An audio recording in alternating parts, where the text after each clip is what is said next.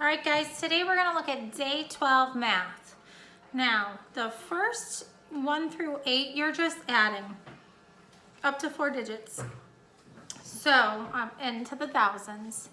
But I know you guys can do all of those. I'm not even gonna review all the math and how to add. You guys can do that. And we've gone over it in past videos too. But what I am going to take a look at is our 6, 7, and 8. Our 6, 7, and 8 have 3 different lines of numbers you are going to add. Don't do that. You can if you want and you're really confident in it, but we tend to make more mistakes when we're adding 3 numbers at a time instead of just 2. So what you can do is just lay it out. So you have the first 2 numbers. So 8,024, this is number 6. 8,024 plus 3,643.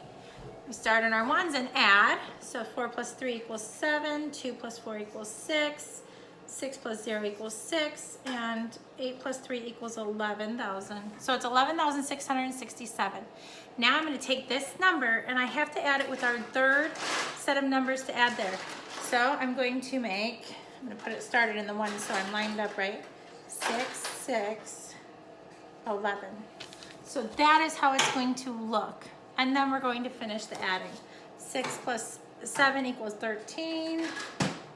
6 plus 2 equals 8, plus 1 equals 9. Crossing it off to say, hey, I added it in. So 9, 6 plus 6 equals 12. 1 plus 1 equals 2, and 1 plus 0 equals 1. So your answer for number 6, which I just did for you, is 16,000 or 12,293. I'm looking at it backwards. But I want you to remember when it's 3 digits, it's usually easier to make it into 2. So add the first 2 and add that third. And if you need to make sure, did I add all of the numbers I was supposed to? Go back and check. I did different colors here, or you can highlight it or just mark it because you're probably gonna be using pencil. So that is for the first part. The second part is using a protractor to measure the angles formed by each pair of lines. If you don't have a protractor, skip it. I'm not gonna go over it because I don't have a protractor here. So I left it at school and I grabbed all my stuff. So I don't have a protractor. So I'm giving you permission that if you are going to do it, skip it, it's fine. So the first part of page 26 says write, we're comparing, so you're writing greater than, less than, or equal to compare each pair of numbers. Guys, we have compared numbers, so you can do this. Remember, start in the ones, keep checking both numbers, then go to the tens, hundreds, wherever it goes, thousands. So circle the letter next to the greater number. If the numbers are equal, then circle both letters. To solve the riddle, write the circled number in order on the lines. So you're going to be answering the riddle.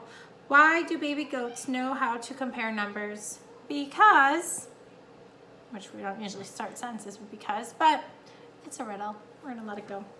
So, for example, number 9. Which one is more, 759 or 258?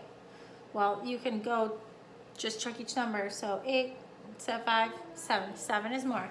So I'm going to do this. If it still helps, remember, this is an alligator mouth, and that alligator mouth wants to eat the bigger amount. So 759, I'm going to circle that T, okay? And my first letter after because is going to be a T because I circled it. So it's gonna be because T. All right, now let's look at number 10. 161 and 161. Which one's more? They're both the same. So, but remember, they're gonna like to give you close numbers to kind of get you. Don't get got. So it's equal. So you're gonna use both letters. So your first part is going to be T-H-E. You guys are gonna finish that riddle. And then we're going to look at different words and what they mean. Now I'm going to tell you what each of these mean and you are going to go and find what they're doing, find the one and match it. So it says, write a word from the box to identify each figure. Each word will only be used once. Okay, so first of all, perpendicular lines are 2 lines that intersect. I know they're not very straight here because I'm writing on the side. They intersect and make a 90-degree angle. So sometimes they'll have that square there, sometimes they won't. But they intersect at a 90-degree angle. Of course, I'm just drawing that, and that's not actually technically 90 degrees, but once I put that square there, that's what it means. Okay, a line, I'm just going in the order of the words up at the top, so you can pause, do what you need to. So a line is a line, and it has two arrows on one arrow on each side. And that means that that line goes on forever and ever and ever and ever and ever and ever and ever. That line keeps going on. Okay, and next we're gonna look at a point. A point is just a point. That's it. So, next we're gonna go to parallel lines. We went over these yesterday, but parallel lines are two lines that will never, ever, ever touch. And as these lines go on and on and on and on and on, they're never going to intersect. They're never going to touch. Now a ray is a line that has a point on one side and an arrow on the other. So that means that this arrow goes forever in this direction, but it stops right there. So it goes on and on and on in this direction, but not in this direction. It stops right there. And then a line segment, that's just a piece of a line that does not go on forever and ever and ever. Yesterday when we worked on parallel lines, they were line segments. So line segment means that it's only this piece. It doesn't go on this way and it doesn't go on that way. So if you have any questions about parallel lines, line segments, rays, perpendicular lines, points, I know we haven't really covered that much here this year, but you covered it in 3rd grade, so you should have some foundation.